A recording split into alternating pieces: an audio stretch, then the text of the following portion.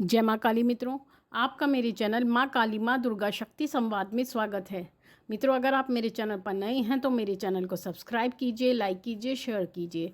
साथ ही notification bell को भी प्रेस कीजिए, जिससे मेरी आने वाली वीडियोस का नोटिफिकेशन आपको तुरंत मिल जाए। मित्रों, आज का जो विषय है वो विषय ये है कि क्या तामसिक शक्तियाँ जल्दी कार्य कर देती हैं और जो सात्विक शक्तियाँ होती हैं वो देर से कार्य करती हैं। क्योंकि ऐसी भ्रांति बहुत लोगों के मन में होती है कि अगर हम तामसिक रूप से साधना करेंगे या तामसिक रूप से अपना कोई कार्य देवताओं से कराएंगे तो हमारा कार्य जल्दी हो जाएगा, और अगर हम सात्विक मार्ग पर चलते हैं तो हमारा जो काम होता है वो देर से होता है और कहीं ना कहीं हमारा काम रुक जाता है, अटक जाता है, हमें प्रतीक्षा करनी पड़ती है। लेकिन अगर हम तामसिक भोग देते हैं, तामसिक कार्य करते हैं या तामसिक मार्ग से चलते हैं तो हमारा कार्य तुरंत हो जाता है। देखिए मित्रों, हर कोई चीज़ एक जैसी नहीं होती। अगर आप तामसिक मार्ग पर जाना चाहते हैं तो वो कार्य आपका जल्दी तो हो सकता है, लेकिन उसके कुछ दुष्परिणाम भी होते हैं। जबकि अगर आप सात्विक मार्ग पर जाते हैं तो वहाँ पर आपको कोई भी दुष्परिणाम नहीं मिलते हैं। आपको शुरू में, प्रारंभ में थोड़ा कष्ट हो सकता है, क्योंकि शक्तियों को मार्ग पे चलाने के लिए समय लगता है। क्योंकि शक्तियाँ भी आपकी परीक्षा लेती हैं, वो आपके भाव को जानती हैं। वो ये जानती हैं कि ये जो बच्चा आज हमारी शरण में आया है, जो हमें पुकार लगा रहा है, वो किस प्रकार का बच्चा है, वो लालची है या समर्पण भाव से आया है। तो हर तरह की परीक्षा वो शक्तियाँ आपसे लेती हैं। लेकिन जो तामसिक शक्तियाँ होती हैं, तामसिक शक्तियों से तात्पर्य मेरा माँ काली भैरव जी से नहीं है। मेरा तामसिक शक्तियों से तात्पर्य है, अगर आप प्रेत के माध्यम से कोई कार्य कराते हैं, किसी जिन के माध्यम से कोई कार्य कराते हैं, मसान के माध्यम से कार्य कराते हैं, तो अगर आप इस तरह की तामसिक शक्तियों की तरफ जाते हैं तो वहाँ पर आपका कार्य जल्दी किया जाता है। लेकिन इसमें बहुत बड़ा अंतर होता है। सबसे पहला अंतर तो यही होता है, अगर आप तामसिक रूप से कोई कार्य कराना चाहते हैं तो वहाँ पर बलि दी जाती है। कहीं ना कहीं पर किसी, या तो आप मुर्गे की बलि पर कोई कार्य कराते हैं, कोई बकरे की बलि पर कार्य कराते हैं, या अंडे की बलि पर कार्य कराते हैं। एक अंडा आप ज़रूर देंगे। अगर आप किसी भक्त के द्वारा जो तामसिक क्रिया जानते हैं या तांत्रिक के द्वारा जो तामसिक क्रियाओं को जानते हैं तो वो आपसे इसी प्रकार के भोग प्रसाद की मांग करते हैं। लेकिन अगर आप सात्विक मार्ग पर जाते हैं, सात्विकता की ओर जाते हैं, तो वहाँ पर आप देखते हैं कि वहाँ पर कितना ज़्यादा खर्च ज़्यादा है तामसिक मार्ग में। और सात्विक मार्ग में आप एक नींबू की बलि दे सकते हैं, एक जायफल की बलि दे सकते हैं। कार्य वो भी उतना ही करता है जितना कि एक बकरा और एक मुर्गा या अंडा करता है, लेकिन शक्ति उसमें भी उतनी है, लेकिन मार्ग दोनों के अलग हैं। पहली बात तो वहाँ पर केवल आपका काम 10 रुपये में हो सकता है, यहाँ पर आपको हज़ारों रुपये खर्च करने पड़ते हैं। दूसरी बात, जो सात्विक शक्तियाँ होती हैं, सात्विक शक्तियाँ केवल आपके भले के लिए कार्य करती हैं। अगर आपने एक बार उनको साध लिया है और आपके साथ कोई गलत करता है तो वो शक्तियाँ इतनी प्रचंड हो जाती हैं। माँ काली की शक्ति भी इसी प्रकार की है, भैरव जी की शक्ति भी इसी प्रकार की है, बालाजी की शक्ति भी इसी प्रकार की है। अगर आप कृष्ण जी की भी पूजा करते हैं तो कृष्ण जी की शक्ति भी इसी प्रकार की। अगर आप वो आपको अपना लेते हैं, अपना भक्त मान लेते हैं, आपको स्वीकार कर लेते हैं और आपके साथ कोई बुरा करता है तो वो तुरंत आपके साथ खड़ी हो जाती हैं। और किसी भी प्रकार की अगर कोई तंत्र मंत्र क्रिया भी अगर आपके लिए भेजी जाती है और वो शक्ति अगर आपके साथ खड़ी है तो किसी भी प्रकार का प्रभाव वो आपके ऊपर आने नहीं देती हैं। और जिसने आपका बुरा किया है वो उसको एक निश्चित दंड भी देती हैं। लेकिन इधर तामसिक शक्तियाँ इस प्रकार की होती है, अगर आपके लिए कोई बुरी चीज़ भेजी भी जाती है तो उसको वापस भेजने के लिए आपको उससे ज़्यादा भोग प्रसाद देना पड़ता है, तब वो चीज़ वापस जाती है। और अगर आपके लिए कोई चौकी छोड़ी जाती है या कोई भी क्रिया भेजी जाती है तो वहाँ पर ये शक्तियाँ आपका कोई भी बचाव नहीं करती, क्योंकि ये शक्तियाँ भोग पर चलती है और जब तक आप इन्हें भोग नहीं दोगे ये आपके बचाव के लिए आगे नहीं आएंगी। तो ये इसका एक सबसे बड़ा दुष्परिणाम होता है।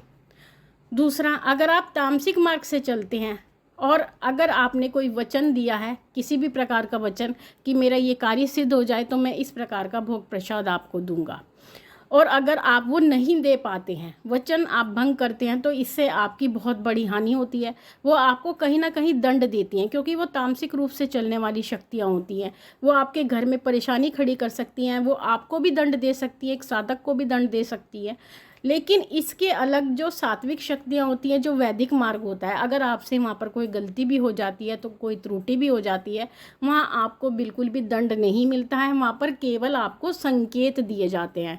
अगर आप माँ काली की पूजा सात्विक रूप से करते हैं तो माँ भगवती आपको केवल एक संकेत मात्र देती हैं कि आपसे ये गलती हुई है। तो संकेत देना और दंड देने में बहुत अंतर होता है। केवल वो आपको चेताते हैं कि आपने ये वचन किया था, आप उसको भूल गए हैं, और वो संकेत ऐसा होगा जिसमें आपका कोई भी नुकसान नहीं होगा। तो देव शक्तियाँ जो वैदिक पद्धति से चलने वाली शक्तियाँ हैं, उसमें कोई भी शक्ति हो, वो आपको केवल एक संकेत मात्र देती है। तामसिक शक्तियाँ जो होती है, अगर आप तामसिक शक्तियों को पूजते हैं या तामसिक मार्ग से अपना कार्य कराते हैं, तो तामसिक प्रवृत्ति की ओर जब आप चलते हैं तो आपके अंदर जो होती है, आपकी बुद्धि मलिन होती है, उसमें तामसिकता ही आती है, तामसिक प्रवृत्ति ही आती है। इसके विपरीत अगर आप सात्विक मार्ग पर जाते हैं तो सात्विक मार्ग की जो शक्तियाँ होती हैं वो आपकी बुद्धि को शुद्ध करती हैं, आपकी आत्मा को शुद्ध करती हैं, आपके जो मन की मलिनता है उसको दूर करती हैं, आत्मा की मलिनता को दूर करती हैं, और आपके चरित्र में एक निखरता आती है। आप निखर जाते हैं सात्विक शक्तियों की पूजा करने से, एक ओज आपके चेहरे पर आ जाता है, और देखने से आपकी जो पर्सनैलिटी होती है, एक व्यक्तित्व आपका अलग हो जाता है अगर आप सात्विक शक्तियों की साधना पूजा आराधना करते हैं।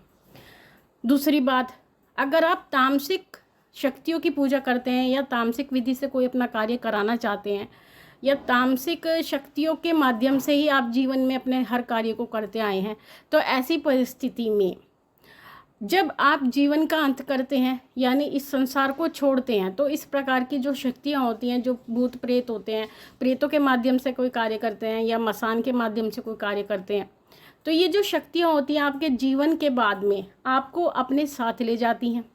आपको अपनी जो इनकी जो अपनी भीड़ होती है, उसी भीड़ में आपको शामिल कर लेती हैं। आपकी मुक्ति नहीं होने देती, आपको मोक्ष की प्राप्ति नहीं होती। जबकि अगर आप सात्विक मार्ग से चलते हैं, उच्च शक्तियों की साधना करते हैं, वैदिक मार्ग से चलते हैं और माँ भगवती की साधना करते हैं, कृष्ण जी की साधना करते हैं, भगवान विष्णु की साधना करते हैं, तो ये आपको मुक्ति प्रदान करने वाले हैं, आपको मोक्ष प्रदान करने वाले हैं। और जीवन के अंत के बाद में अगर आपको पुनर्जीवन भी मिलता है तो वो एक ऐसा जीवन मिलता है जिसमें आपका आनंद ही आनंद होता है, और आपको मुक्ति मिलती है, मोक्ष मिलता है, और अच्छा जीवन भी आपको प्रदान करते हैं। तो इस प्रकार से इतना अंतर दोनों मार्ग में होता है। तो मार्ग ही अपने आप में महत्व रखता है। जब आप गुरु भी धारण करते हैं, गुरु धारण एक ही तरीका होता है, लेकिन उसके बाद में आप किस मार्ग का चयन करते हैं, ये अपने आप में एक महत्वपूर्ण बात होती है। तो गुरु आप धारण कर लेते हैं, गुरु जिस मार्ग पर चलता है वो आपको उसी मार्ग पर चलाता है। लेकिन कुछ गुरु ऐसे भी होते हैं जो आपको आपके चुनाव के अनुसार भी चलाते हैं, जो आपको सात्विक मार्ग पर भी चला सकते हैं, तामसिक मार्ग पर भी चला सकते हैं। दोनों ही प्रकार के गुरु होते हैं, लेकिन चयन आपको करना होता है। उसके दुष्परिणाम क्या हैं, अच्छा प्रभाव क्या है, बुरा प्रभाव क्या है, ये सब आपको ही चुनना होता है। तो थोड़े से जल्दी कार्य कराने के लिए अगर आप गलत रास्ते को चुनते हैं तो उसके दुष्परिणाम आपको कहीं ना कहीं देखने को मिलते हैं। तो मित्रों, ये थी जानकारी। ये जानकारी बहुत ही महत्वपूर्ण थी। जो बच्चे भटक रहे हैं, जो बच्चे नहीं जानते हैं तामसिक और सात्विक मार्ग के बारे में, ये जानकारी उन सभी बच्चों के लिए थे, और इसी प्रकार की जानकारी भी आपको मिलती रहेगी। माँ भगवती से यही प्रार्थना करते हैं कि वो आपके भंडारे भरती रहे, आपकी सभी मनोकामनाओं को पूर्ण करती रहे। आपसे फिर मिलते हैं अपनी अगली वीडियो में। तब तक के लिए जय महाकाली, जय महाकाल।